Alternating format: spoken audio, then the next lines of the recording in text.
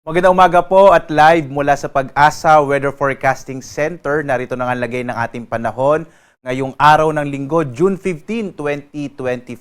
Happy Father's Day muna po sa lahat ng mga tatay, daddy, papa at mga ama ng ating tahanan sa buong mundo.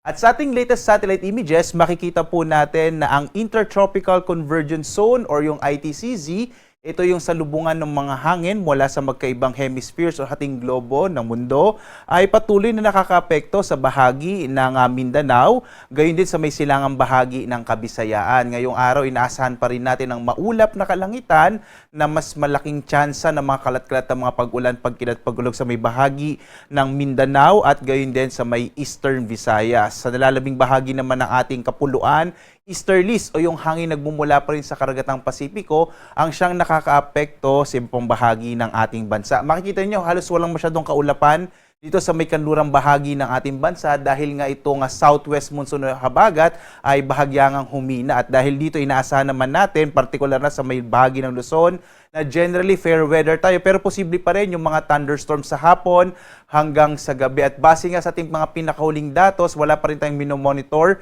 na anumang low pressure area in the next few days ay malit po yung chance na magkaroon tayo ng bagyo sa loob ng Philippine Area of Responsibility. Inaasahan din natin sa mga susunod na araw ay bahagyang mapupunta po sa may katimugang bahagi pa itong Intertropical Convergence Zone. Kaya posible po sa mga susunod na araw, mababawasan na rin yung mga pag-ulan sa may bahagi ng Eastern Visayas at dito sa may area ng Mindanao. At dito nga sa Luzon, makikita natin na malaking bahagi ng Luzon ay makararanas ng mas maaliwalas sa panahon. Pero posible pa rin yung mga thunderstorms sa hapon hanggang sa gabi dulot ng mga localized thunderstorms. Mainam, magdala pa rin tayo ng mga pananggalang sa ulan. Sa pagsisimula nga ng pasok or klase sa mga susunod na araw, ay inaasahan pa rin natin ang mga pag-ulan sa madaling araw at sa hapon hanggang sa gabi. Agwat nga ng temperatura sa Lawag, 27 to 33 degrees Celsius. Sa Baguio, 18 to 25 degrees Celsius. Sa Tuguegarao naman, 26 to 32 degrees Celsius. Habang sa Metro Manila, 27 to 34 degrees Celsius. Sa Tagaytay naman, 25 to 32 degrees Celsius. Habang hanggang 32 degrees Celsius din ang maranasan sa bahagi naman ng Legazpi sa Bicol. Dito naman sa Palawan, Visayas at Mindanao, makikita pa rin natin ang mga isolated rain showers and thunderstorms sa Palawan. Agwat ang temperatura sa Kalayaan Islands, 27 to 32 degrees Celsius. Dito naman sa may area ng Puerto Princesa, 26 to 32 degrees Celsius.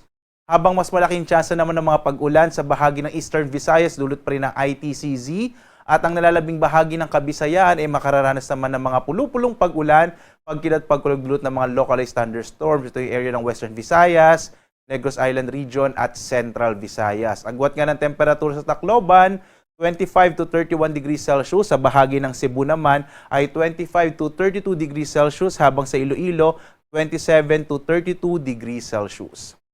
Malaking bahagi pa rin ng Mindanao, lalong-lalo na nga itong silangang bahagi ng Mindanao, ay patuloy na makararanas ng maulap na kalangitan na may kalat-kalat na mga pag-ulan, pagkilat, pagkulog, dulot naman ng Intertropical Convergence Zone or ITCZ.